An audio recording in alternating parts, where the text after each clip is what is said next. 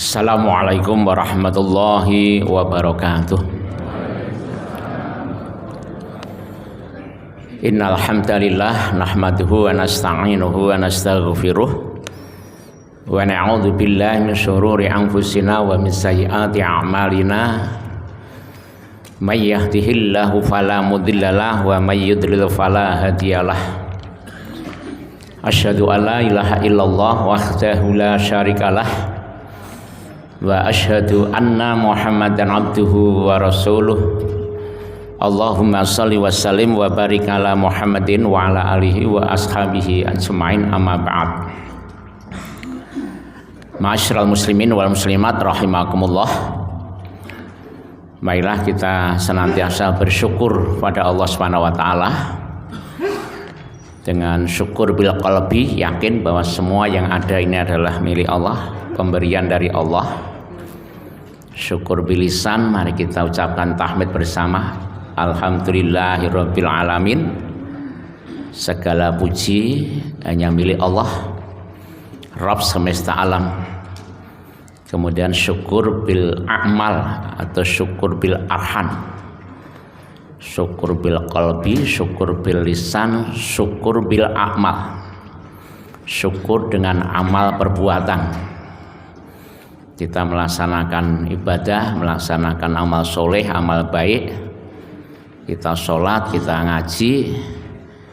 Ini dalam rangka kita bersyukur pada Allah Subhanahu wa ta'ala. Ma'asyiral muslimin wal muslimat rahimakumullah. Berdasarkan sunnah, setiap bulan Sya'ban hampir dipastikan Rasulullah selalu mengingatkan tentang hadirnya bulan Ramadan. Dalam khutbahnya, dalam tausiahnya, Rasulullah pasti mengingatkan tentang akan hadirnya bulan Ramadan. Bahkan diikuti para sahabat, tidak hanya di bulan Sya'ban, 3 bulan sebelum Ramadan sudah saling mengingatkan akan hadirnya bulan Ramadan. Bahkan 6 bulan sebelumnya sudah mengingatkan akan hadirnya bulan Ramadan. Mengapa demikian? Ada pernyataan dari ulama besar yang bernama Syekh Abu Bakar Al-Zur'i, ulama besar itu, mengatakan kelemahan umat Islam itu adalah at-tahawun bil amri idza hadara waqtuhu. Umat Islam itu ada kelemahan, itu bersifat abe, ya, menyepelekan, meremehkan, merendahkan syariat di saat syariat atau perintah itu sudah datang waktunya. Ini penyakit. Nah, jadi kelemahan umat Islam itu penyakit at-tahawun, mengabaikan atau AB atau apa, RGGB atau RGGB, Rangga Gas Blas, akan adanya syariat perintah, padahal perintah sudah datang waktunya. Baik itu sholat, baik itu puasa, zakat, dan lain sebagainya. Karena pada dasarnya syariat perintah itu ada waktunya, sehingga kita melaksanakan perintah itu bisa dirancang, bisa di-planning sebelumnya. Misalnya sholat, sholat itu ada waktunya. Sesungguhnya sholat itu waktunya sudah ditentukan. Misalnya subuh, jam berapa ini? Subuh. Jam 4 lebih 18. Kita tahu jam 4 lebih 18 menit waktu subuh. Kapan kita harus bangun? Kalau kita bangun menunggu jam 4 lebih 18 menit, itu berarti sudah nggak karep berjamaah. Iya kan? Padahal kan bangun masih mungkin mau persiapan berwudu dan sebagainya gitu. Lah gimana seharusnya? Ya sebelum jam itu kita harus sudah siap-siap. Jam berapa kita harus bangun? Jam 3:30 atau jam 3 diawali dengan kita sholat tahajud. Ya mulai dulu. Ya, kemudian persiapan sholat subuh. Begitu kita mendengar adzan sudah siap. Kita jangan punya penyakit kagetan dengan adzan ya. Subuh iki. Dhuwur iki. Ya sesekali nggak apa-apa, tapi kalau setiap hari kok kaget gitu. Kok saja orang gagas itu loh. Jadi waktu sudah ada, kita persiapkan sebelumnya. Termasuk Ramadan. Ramadan itu ada waktunya. Sehingga kita bisa mempersiapkan, merancang jauh sebelumnya gitu loh. Walaupun itu diperkirakan atau kalau dari Muhammadiyah sudah memutuskan nanti bulan Ramadan, 1 Ramadan jatuh pada tanggal 18 Februari. 1 Syawal jatuh tanggal 20 Maret. Kan sudah bisa dirancang. Walaupun ada kemungkinan ada perbedaan mungkin. Tapi kalau berdasarkan hitungan kisab itu kok kayaknya nggak berbeda, walaupun berbeda dengan kalender ya. Untuk 1 Syawalnya tanggal merahnya, kalau kalender umum itu tanggal 21 tanggal merahnya kan. Tapi untuk hasil hisab sebelumnya itu sudah 6 derajat. Kalau 6 derajat kan mestinya tidak berbeda mestinya ya. Wallahu alam, nanti kita sudah biasa berbeda. Ya, sudah biasa berbeda. Ya paling tidak kita akan bisa persiapan awal Ramadan, tanggal 1 Ramadan itu tanggal 18 Februari. Jauh dari itu kita sudah persiapan. Persiapan apa ya? Persiapan mental kita, keimanan kita perkuat gitu. Persiapan ilmu, persiapan amal, persiapan strategi kita. Mau apa toh kita di bulan Ramadan? Ya mau beramal. Kita mau berpuasa. Kita mau sholat tarawih. Kita mau banyak zakat, infak, sedekah dan lain sebagainya kita rancang itu. Orang yang RGGB tadi, orang yang tidak gagas blas itu, ya karena tidak mau amal itu. Kok orang gagas itu ya? Ya karena tidak mau berpuasa kok. Saya pernah waktu di akad pagi, yaitu sebelum ngisi di Balai, itu saya nyoto di barat jalan itu, nyoto di barat jalan. Itu ada truk yang berhenti. Ya, waktu itu puasa atau Ramadan kurang sehari. Ada yang ngobrol gitu-gitu. Ada sopir truk yang bilang, saya poso toh. Saya poso toh.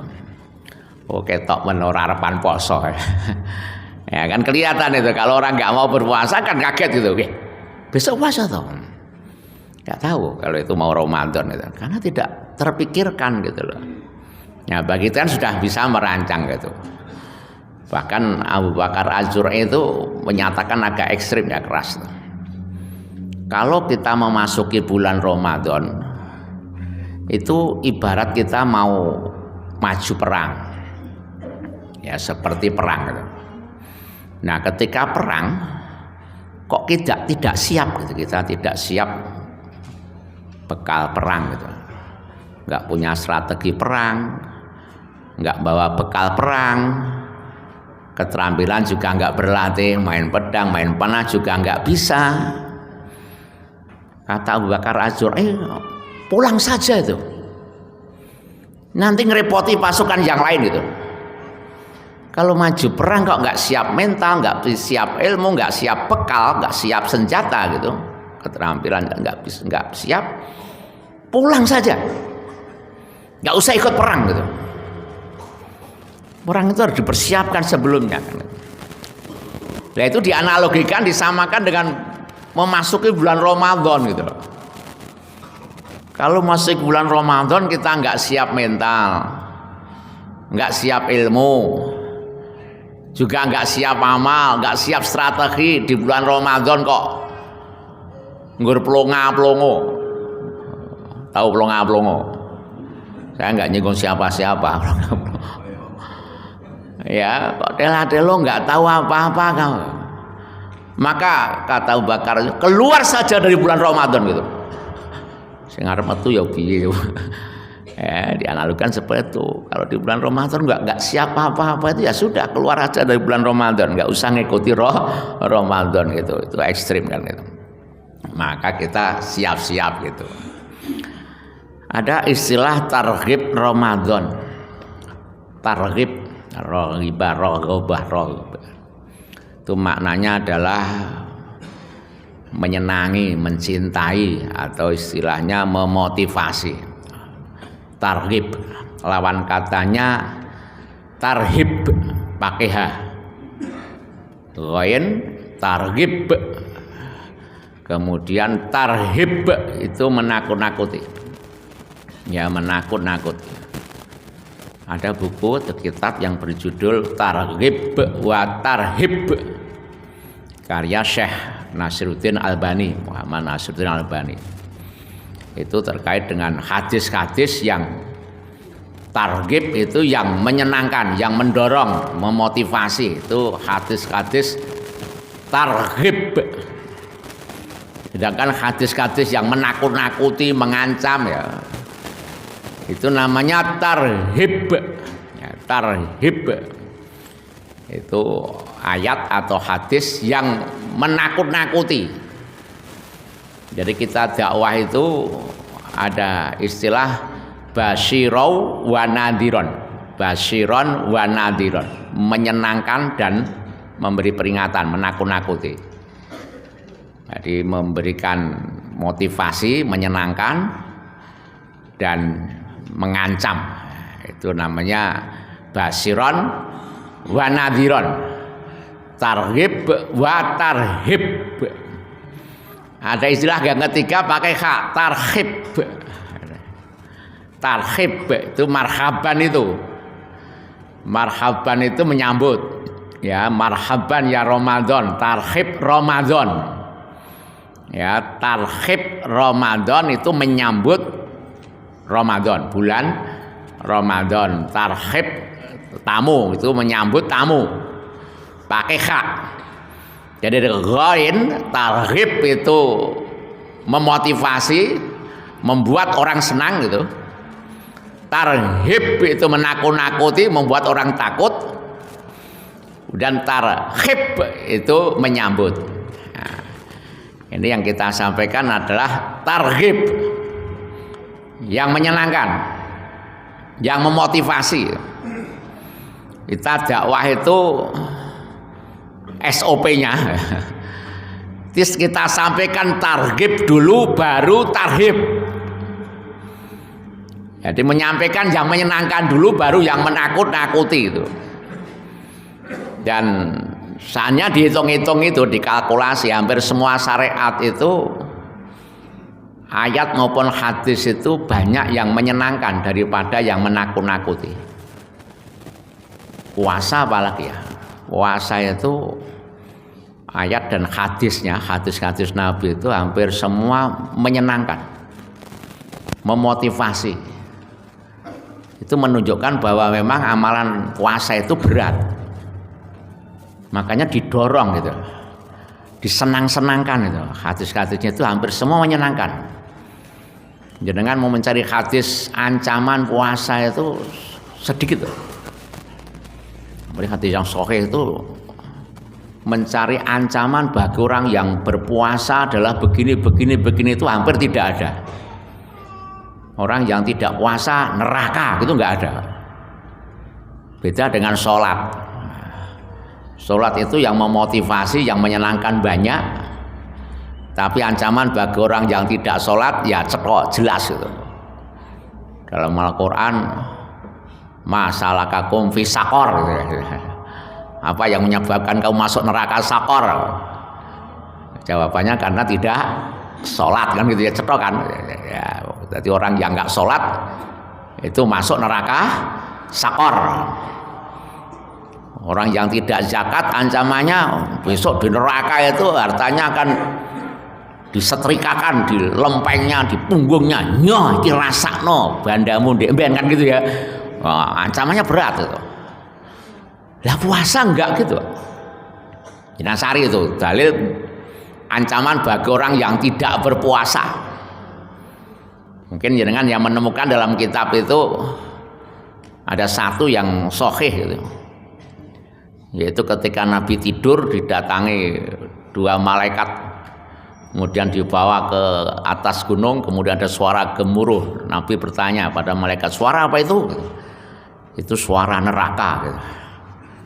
Nah, kemudian dibawalah Rasulullah melihat neraka itu, ada orang yang digantung gitu kan, kepalanya di bawah, kakinya di atas gitu.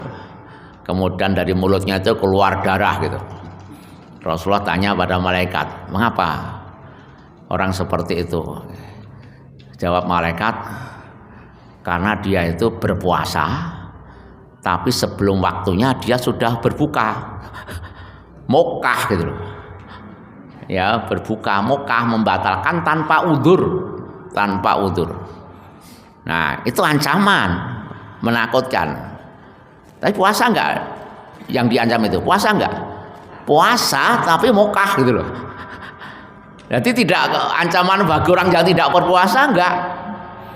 Ancaman bagi orang yang berpuasa tapi belum waktunya sudah berbuka.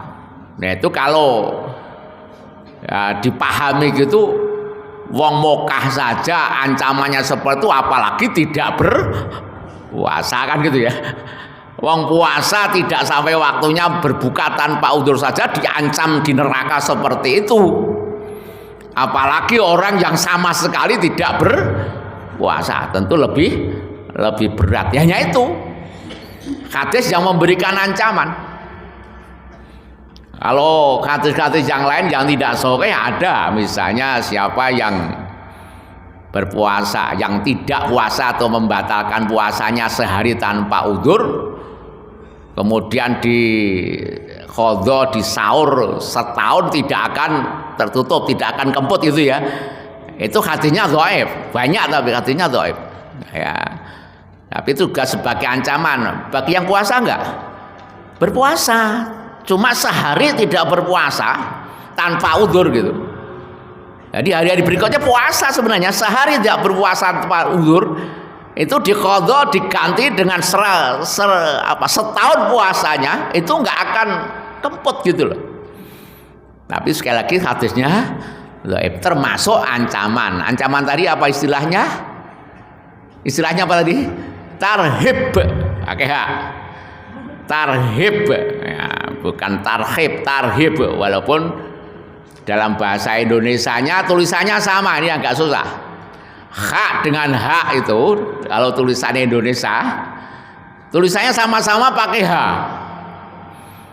Ya, jadi Bapak Ibu harus hati-hati membaca itu, kadang-kadang antara H dengan H itu artinya berbeda. Misalnya husnul khotimah, ya kan, husnul khotimah pakai H kan, tulisannya Indonesia gimana?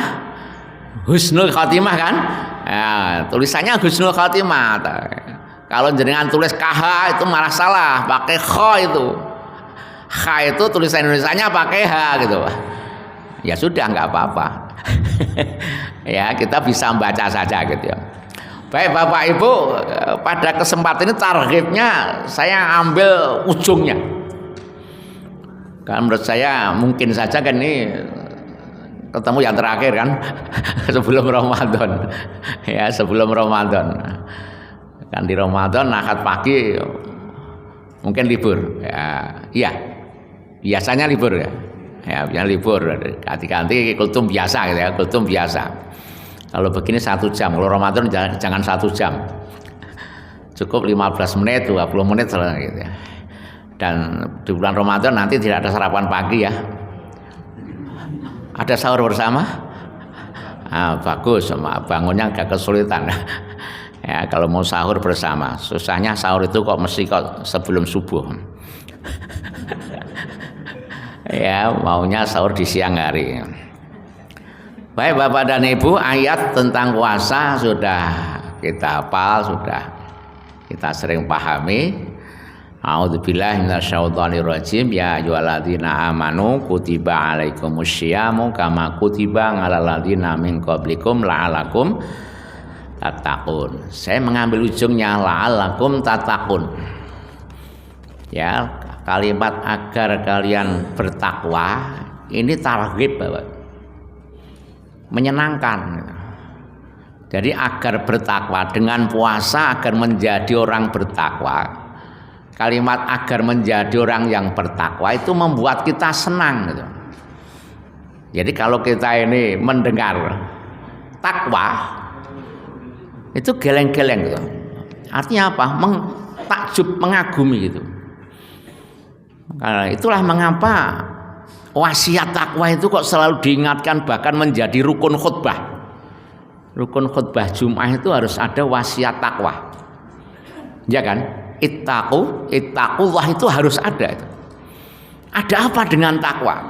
Kok selalu diingatkan agar kita menjadi orang yang bertakwa? Ya karena takwa itu adalah derajat yang tertinggi. Itulah derajat yang dimuliakan oleh Allah di dunia dan di akhirat. Derajat yang paling tinggi. Seandainya kita tahu derajat takwa itu adalah derajat yang tinggi, yakin gitu, maka orang akan berlomba-lomba akan mencapai derajat takwa itu. Betul enggak? Ya. Derajat takwa di dunia ini apa? Presiden, menteri, gubernur, dewan, apalagi bupati, wali kota, camat, lurah, kepala desa. Itu dianggap derajat tinggi di dunia ini. Maka orang mengejar itu kan. Ya, berlomba-lomba jadi dewan, berlomba-lomba jadi menteri, berlomba-lomba jadi gubernur, jadi bupati, jadi lurah gitu. Karena dia yakin bahwa derajat-derajat itu, pangkat-pangkat itu menyenangkan gitu. Nah, sekarang Allah menawarkan derajat takwa. Inna akramakum indallahi atqakum. Sesungguhnya di sisi Allah itu yang paling mulia adalah karena takwanya. Kita berlomba-lomba enggak menuju takwa? Ingin enggak kita disebut orang yang bertakwa oleh Allah? Ingin. Itu derajat yang paling tinggi. Lebih tinggi daripada presiden gitu loh.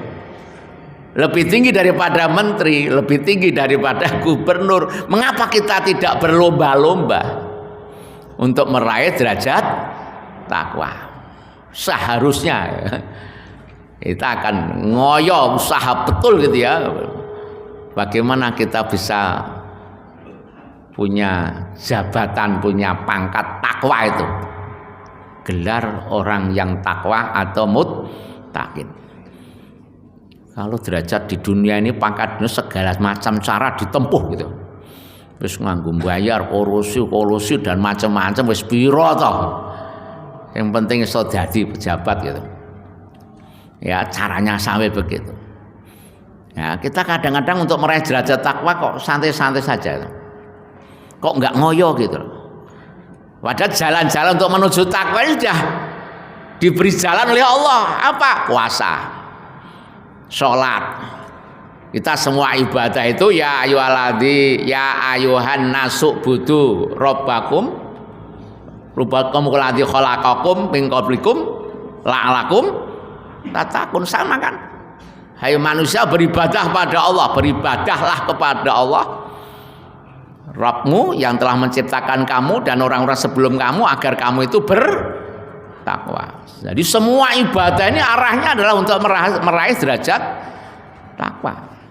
Yuk kita lalui itu untuk meraih gelar takwa.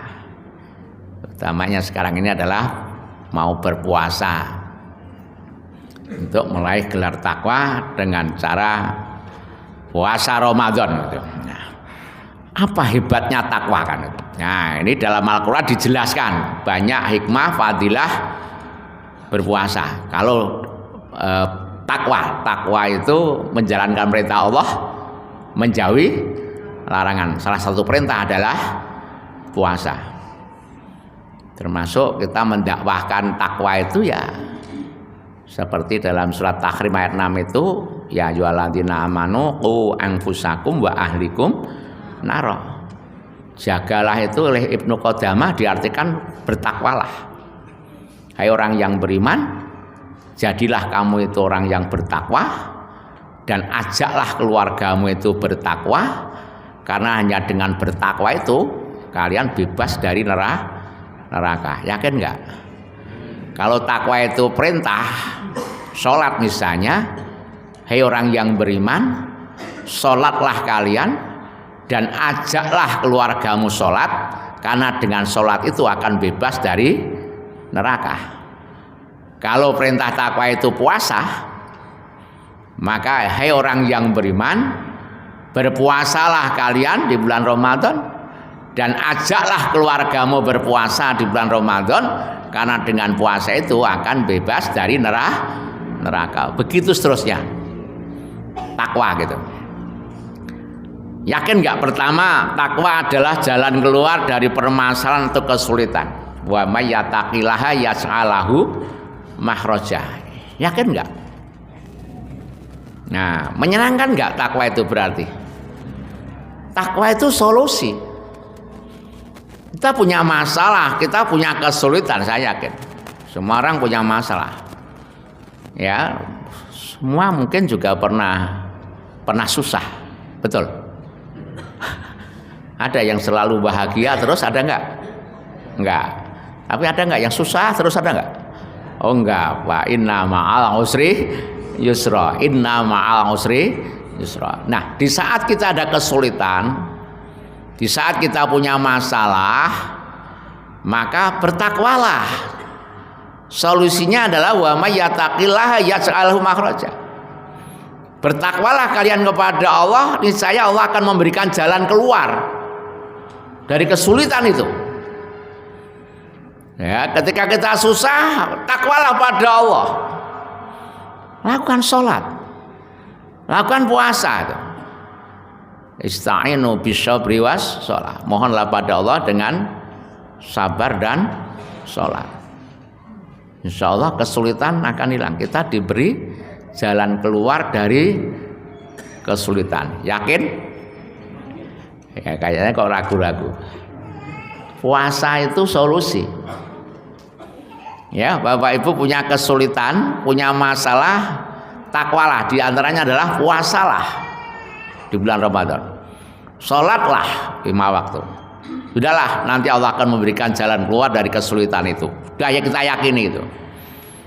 Boleh nggak saya mengatakan misalnya ketika kita seret rezekinya itu, dengan sholat, dengan puasa, Allah akan memberikan jalan keluar, akan memberi rezeki. Boleh nggak mengatakan begitu? Boleh. Itu poin yang kedua itu, yarzuqhu min haitsu la yahtasib. Kalau kalian bertakwa, Allah akan memberikan rezeki dari jalan yang tidak disangka-sangka. Kalimat begitu nggak rasional memang, ya kan? Namanya tidak disangka-sangka, itu nggak rasional. Allah lah yang memberi rezeki, Allah lah zat yang pemberi rezeki. Jadi dengan cara-cara, kalau kita katakan batiniah ya, rohaniyah, dengan puasa, dengan sholat, itu justru mendatangkan rezeki. Kalau kita ini seret rezekinya, ya mohonlah pada Allah dengan kita sholat, mohonlah pada Allah dengan kita berpuasa. Insya Allah kesulitan teratasi, rezeki lancar. Sholat memperlancar rezeki. Ingin usahanya sukses, ingin dagangannya laris, sholat gitu. Jangan merdukun, ya. Cari larisnya rezeki, larisnya dagangan, bakulan, jualan, larinya ke dukun. Ada enggak? Ada. Padahal konsepnya jelas. Allahumma gfirli warhamni wajburni wahdini waryokni. Apa artinya waryokni? berilah rezeki. Jadi sholat itu minta rezeki juga ternyata. Ya, kalau habis sholat kok lalu dapat rezeki, habis sholat kok jadi kaya, itu nggak apa-apa, boleh. Ya, puasa kita mohon pada Allah kaya boleh. Allahumma inni as'alukal huda wat tuqa wal ngapa wal ghina. Apa ghina itu? Kaya. Aku minta padamu ya Allah kaya. Enggak apa-apa ya. Rabbana atina fid dunya hasanah wa fil akhirati hasanah. Ya Allah berilah di dunia ini kaya, enggak apa-apa. Di akhirat pun kaya. Di dunianya bahagia, di akhirat masuk surga. Itu doa sabu jagat kita. Ya, jadi puasa ciri takwa itu adalah mengatasi kesulitan dan dimudahkan rezekinya. Kemudian yang bertiga, orang yang bertakwa dimudahkan memperoleh ilmu. Dalam surat Al-Baqarah 282. Bertakwalah kepada Allah, niscaya Allah akan mengajari kalian dan Allah Maha mengetahui atas segala sesuatu. Takwa ini membuat kita cerdas, membuat kita mudah paham ilmu. Ini juga upaya batiniah. Maka anak-anak itu kita arahkan ketika sekolah belajar gitu, biar cepat mendapatkan ilmu, mudah paham, mencerna ilmu. Suruh takwa. Gimana ya sholatnya dijaga, sholat sunnahnya misalnya sholat tahajud, gitu. Biar cerdas kan, ya biar cerdas. Puasalah, puasa Senin Kamis misalnya, biar jernih pikirannya itu. Orang yang berpuasa itu jernih, orang yang sholat itu jernih, orang yang berwudu itu jernih. Jadi wudhu itu membuat hatinya jernih, pikiran jernih gitu. Itu ada penelitian gitu, di Jepang itu. Ada tokoh yang bernama Dr. Pasarimoto. Itu pernah neliti air gini. Ini diteliti. Ya, air dalam botol kemudian disetelkan musik. Pertama disetelkan musik yang rock. Musik rock, musik keras gitu. Nah, begitu setelkan gitu, kemudian air dilihat dengan alat tertentu atau mikroskop itu, disetelkan musik yang keras itu ternyata keruh gitu. Jadi menjadi keruh dilihat itu. Tapi begitu diganti musiknya itu musik-musik rohani gitu, karena itu agama Shinto, agama yang terkait dengan rohani. Ya, dengan nada yang lembut gitu. Air dilihat ternyata jadi mengkristal, jadi bening gitu. Ya, mengkristal. Maka Pak Sarimoto mengatakan, kalau begitu air itu bukan benda mati. Air itu benda hidup. Nyatanya bisa merespon sekitarnya. Dalamnya adalah musik. Yang menarik adalah pertanyaan dari Pak Sarimoto, agama apa yang paling sering bersentuhan dengan air? Nah, diteliti oleh Pak Sarimoto itu, agama apa yang paling sering bersentuhan dengan air dalam rangka ibadahnya, cara beribadahnya? Ditemukanlah agama Islam. Ya, Islam agama yang dekat dengan air. Nah, karena air ini fungsinya untuk menjernihkan pikiran, menjernihkan hati. Wudhu itu membuat kita jernih. Maka Rasulullah mengatakan, kalau kalian sedang marah itu godaan setan, cepat-cepatlah ambil air wudhu. Ini penting loh. Sehingga orang yang sering wudhu mestinya tidak mudah marah gitu. Betul. Dengan kata lain, orang Islam itu mestinya lebih sabar ya, lebih jernih hatinya daripada orang selain Islam. Orang Kristen itu ibadahnya nggak pakai air, jadi nggak pakai wudhu. Walaupun saat baptis mungkin pakai percikan air ya. Kurang tahu persis. Ada yang mau mualaf yang pernah dibaptis? Ya, kalau ke gereja harus bersih nggak? Saya nggak tahu.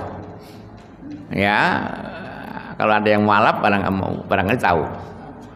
Ibu-ibu Kristen itu kalau ke gereja harus suci nggak? Dalam arti saat menstruasi boleh nggak itu beribadah ke gereja? Boleh? Oh boleh. Ya, berarti tidak memperhatikan orang Kristen, tidak memperhatikan soal toharoh kan? Nggak ada. Kita orang Islam memperhatikan itu. Ibu-ibu yang sedang menstruasi itu maaf pikirannya sedang kotor. Sensitif, betul. Mudah marah. Ya, sensitif. Ya. Bapak-bapak pernah menstruasi? Nah, maka setelah selesai menstruasi harus mandi. Mandinya mandi wajib gitu. Untuk apa? Untuk mengakhiri sensitivitasnya tadi. Biar hatinya bersih kembali, jernih kembali. Maka mandi wajib setelah menstruasi itu menjernihkan pikiran, menjernihkan hati. Fungsi air. Maka kalau Bapak Ibu pernah ke pondok Inabah ya, Inabah pondoknya Mbah Anom ya, Anom itu yang untuk terapi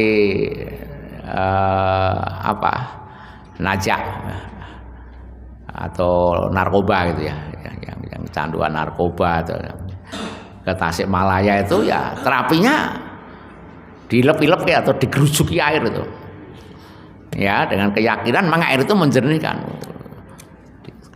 kolam gitu ya, atau digerujuki lalu disuruh sholat gerujuki sholat gitu ya, biar sembuh gitu ya, biar kecanduannya narkoba sembuh gitu. Karena apa? Air menjernihkan gitu. Wudu tidak mesti mau sholat. Nah, ada yang protes nih. Wudu itu hanya untuk sholat, salah. Ya, wudu itu tidak mesti untuk sholat, tapi untuk menjernihkan pikiran boleh. Walaupun itu maksud dari syariat mensucikan hadas gitu ya. Hadas itu kan nggak kelihatan. Maka maaf Bapak Ibu, ada pernah mendengar hadis misalnya maaf, setelah Bapak Ibu kumpul dengan istri atau suami istri itu, ya kumpul gitu, kalau mau mengulang lagi silahkan wudhu dulu gitu. Pernah mendengar hadis itu? Iya kan? Nah, untuk apa? Ya, bukan untuk sholat kan? Bukan untuk membersihkan hadas kan? Ya, tidak membersihkan hadas itu wudhunya. Ya, tapi untuk apa? Untuk apa? Menguatkan stamina. Loh, berarti wudhu itu, air itu bisa memulihkan stamina gitu kan. Nah, jadi jangan diprotes tuh. Oh, wudhu itu hanya untuk sholat, enggak, belum tentu. Ya. Baik, kembali jadi puasa, sholat atau takwa itu bisa mempermudah mendapatkan ilmu. Ini upaya batiniah juga. Jadi banyak cara lah agar kita cerdas bisa paham ilmu itu, termasuk bersiwak kata Nabi itu dalam hadis yang tidak sahih itu. Bersiwak itu mempermudah mendapatkan ilmu. Ya, diantaranya adalah sholat malam walaupun hanya 2 rakaat. Kemudian selalu dalam kondisi wudhu. Kemudian bersiwak. Itu adalah cara agar kita mudah mendapatkan ilmu. Diterangkan pengajian nggak rasa ngantuk gitu loh. Oke, berarti tadi wudhu gitu loh. Anak-anak kalau di sekolah itu ngantuk, keluar dulu, wudhu dulu. Ya, biar mudah menerima ilmu. Kemudian yang keempat, Allah bersama orang yang bertakwa. Innallaha ma'al muttaqin. Annallaha ma'al muttaqin. Bertakwalah kalian, sesungguhnya Allah itu bersama orang yang bertakwa.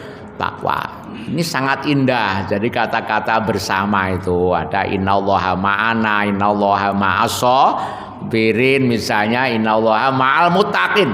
Allah itu bersama orang yang sabar, Allah itu bersama orang yang takwa. Kalau dirinci berarti Allah itu bersama orang yang sedang sholat, Allah bersama orang yang berpuasa, Allah bersama orang zakat dan sebagainya itu. Nah, dibersamai Allah inilah membuat kita tentram. Ya kan? Ketika Abu Bakar khawatir, deg-degan ketika dalam goa itu, Rasulullah mengatakan la tahzan innallaha ma'ana. Kamu jangan khawatir, Allah itu bersama kita. Kalau sudah kita dibersamai oleh Allah, ngapa kita khawatir? Ya, mengapa kita deg-degan? Ya, Allah bersama kita. Allah akan menolong kita. Allah akan memberi apa yang kita minta. Tenang saja gitu. Jadi kalau kita susah jadi senang gitu. Itulah kita berpuasa. Senang nggak kita berpuasa? Ramadan senang nggak? Bahagia nggak? Rumah tangga terasa beda nggak dengan di luar Ramadan? Beda. Ibu-ibu merasakan suaminya di bulan Ramadan berbeda dengan di luar Ramadan? Beda. Bapak-bapak bisa merasakan istrinya berbeda dengan di luar Ramadan? Itulah istimewanya Ramadan. Ya, catat nanti selama bulan Ramadan suami istri tidak boleh marah gitu. Nah, dia kondusif itu ya, udah dengan sendirinya sangat mendukung itu ya. Istri lebih sayang sama suami, suami lebih sayang sama istri. Enggak ada bentak-bentakan di rumah itu. Nikmat rasanya. Saya rasakan begitu. Kemudian yang kelima, Allah mengampuni, menghapus kesalahan dan melipatkan pahala bagi orang yang bertakwa. Dalilnya banyak itu. Di antaranya adalah surat Anfal 29 dan surat Ahzab 70-71. Allah menghapus dosa, menghapus kesalahan, menghapus dosa-dosa kita, mengampuni dosa kita bagi orang yang bertakwa. Senang nggak gitu? Senang nggak?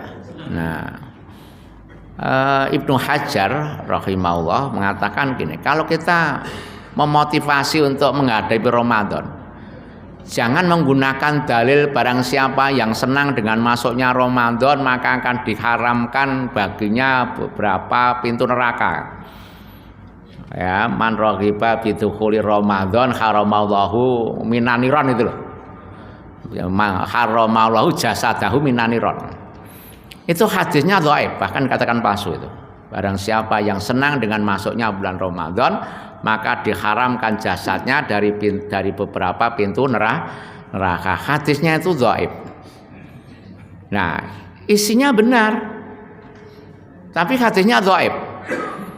Bukan berarti kita tidak boleh senang menghadapi Ramadan, harus senang menghadapi Ramadan, tapi jangan menggunakan dalil itu gitu.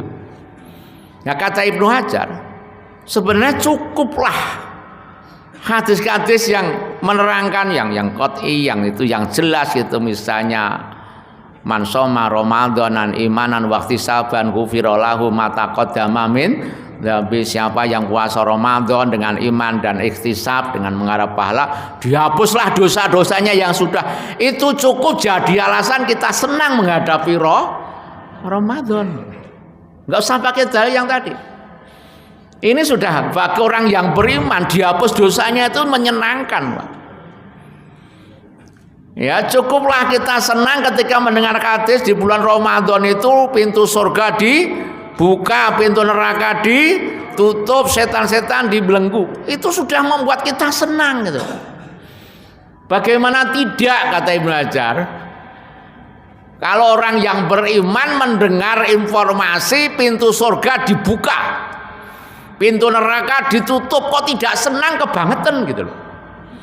Apa sih yang akan kita cari? Surga. Apa yang kita hindari? Neraka. Ini loh, ada kesempatan di bulan Ramadan pintu surga dibuka, pintu neraka ditutup. Apa kita tidak bahagia? Itu mengalahkan segalanya. Itu nggak usah kita pikir kalau orang lapar itu, orang puasa itu lapar, wes suwe lah. Nggak usah membuat kita susah itu loh. Tertutup dengan harapan kita masuk surga gitu. Senang? Senang dengan Ramadan? Senang. Awas nanti kalau sampai ada yang merengut, sengut datangnya Ramadan itu. Ya, senang, cukup senang lah gitu ya. Jadi diampuni dosa itu menyenangkan bagi orang yang beriman, itu yang kita cari gitu loh. Maghfirah dari Allah. Maka menyenangkan puasa. Takwa. Yang keenam, Allah memberikan Furqan. Itu sama surat Al-Anfal ayat 29. Hai orang yang beriman, bertakwalah pada Allah, niscaya Allah menjadikan kalian Al-Furqan.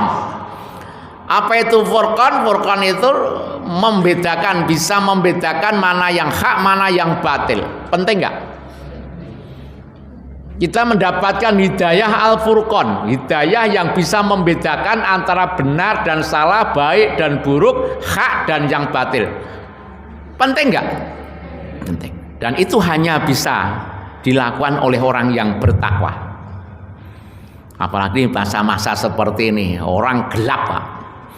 Kadang-kadang sulit membedakan mana yang benar, mana yang salah, mana orang yang baik, mana orang yang buruk, mana yang pembohong, mana yang jujur.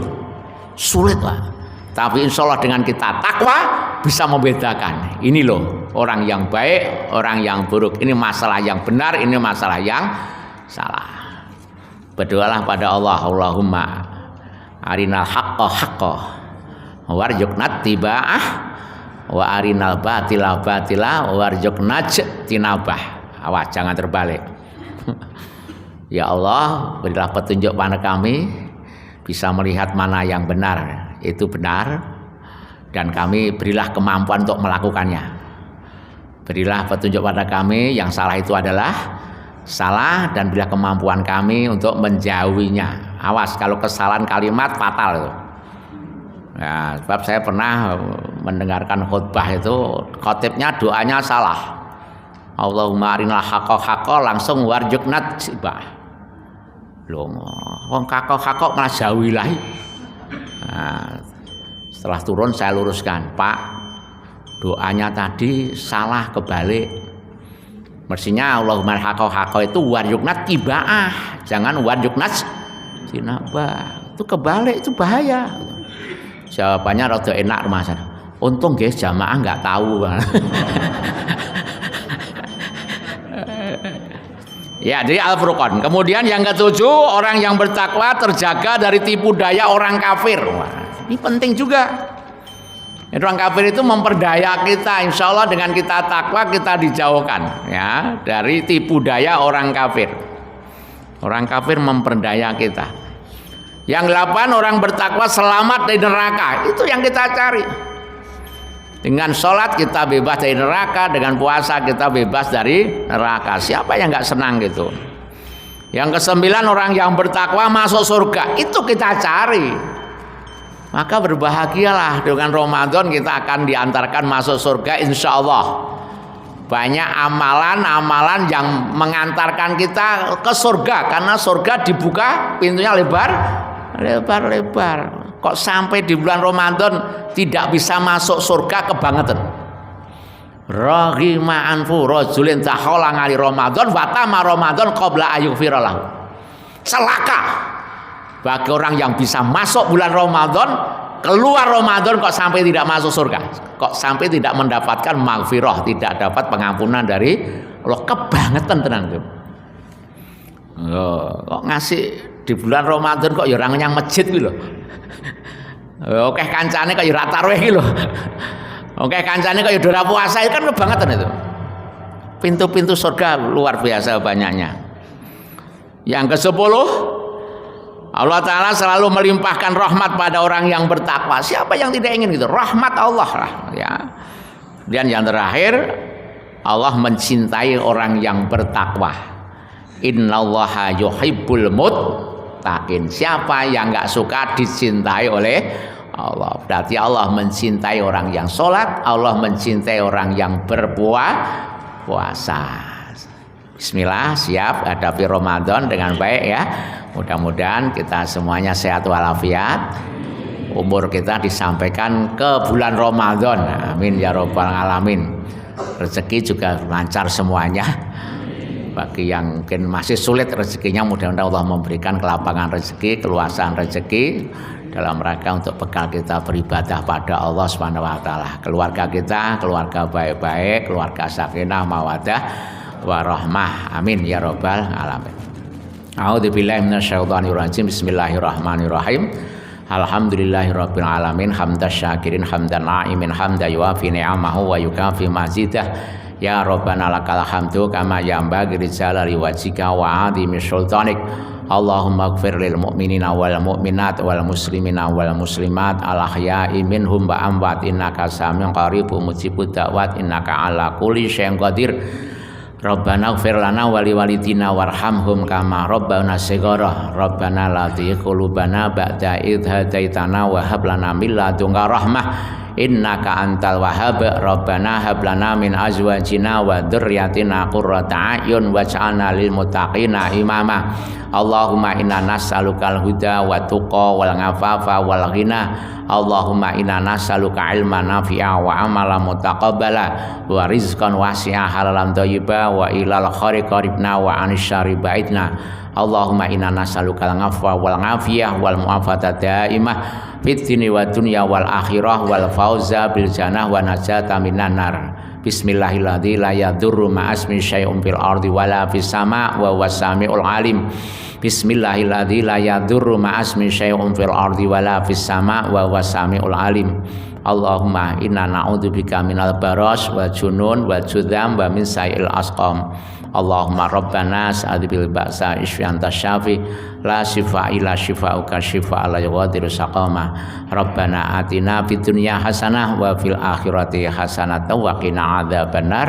Wa sallallahu ala khairi khalqihi Muhammadin wa ala alihi wa sahbihi wa baraka wa salam. Walhamdulillahi rabbil alamin. Subhanakallahumma bihamdika asyhadu alla ilaha illa anta astaghfiruka wa atubu ilaik. Assalamualaikum warahmatullahi wabarakatuh.